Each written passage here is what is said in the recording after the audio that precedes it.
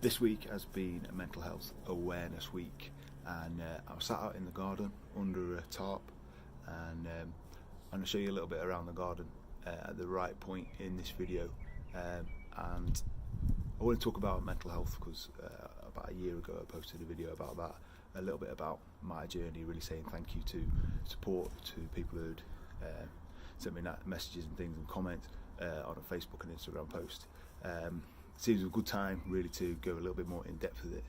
Now this mental health awareness week has particularly been around body image.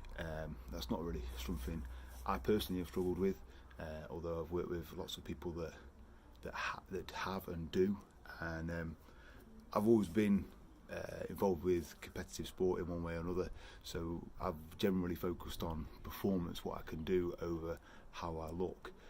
That's not always been exclusively the case, and I have put myself forward into that arena as well, and I'll talk about that just in a minute. So in a sense, my kind of mental health journey, like a lot of people's, stems from experiences through growing up and things like that, and as you get into adult life you tend to overcome them, learn a bit more about yourself and kind of crack on with life. Now fast forward into my 30s, I was basically on my third career as a teacher. So I've been in restaurant management, I've been in health and fitness before full time, personal training, fitness management, general management, and each time there was good reasons for moving on, choosing a different career path. Now, teaching was great. I really enjoyed working with young people. I initially worked with excluded young people, which is challenging, but at the same time lots of fun, very rewarding. And then I moved into mainstream teaching. Now, my degree years ago was in biochemistry, so easily moved into being a high school chemistry science teacher.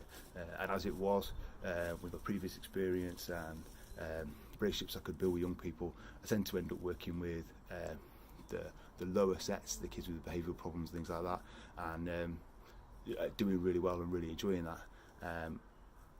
But as kind of time went on, with the change in education that carry on at pace with every change of government, seemed to change year on year, the kind of non-teaching side became more and more demanding, and that's what really kind of led me to really struggle with what I was doing, losing time with my family, losing time for myself, and it seemed to be on like a relentless cycle. So I came to a decision on my own, which not the cleverest part, as in because I'm married and I've got 2 children, that I wanted out of teaching, and I couldn't see myself carrying on with it for much longer. So I came to a point where I decided I'm going to go back into health and fitness. It's about the only thing that was keeping me kind of sane at the time, was training and going to the gym.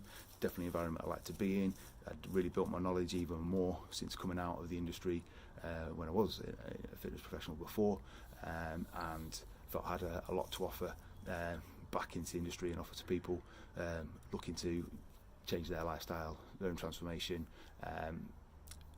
as in I'd done it myself repeatedly over time as well. So I decided on my own that the best way to get back into health and fitness was to build some credibility as an individual, was to set about doing a bodybuilding competition that is fairly arduous, with everyone around you knowing what you're doing. It becomes even more so when you are already highly stressed and feel under pressure, and then put yourself under that kind of routine, that regime, to get yourself in the best possible shape, especially with no one directly close to you, wife and children, particularly, knowing that that's what you are doing. And so I, in a sense, withdrew more and more from my family to put the time in secretly into training, preparing food, doing all the things that go together to compete in a bodybuilding competition. I was successful.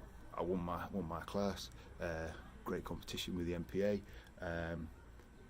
but it was fairly empty. In fact, it was completely empty, because the people that I actually really loved, I couldn't share it with them, to the point that the whole process almost cost me my marriage, cost me a relationship with my children, and it was a very difficult time.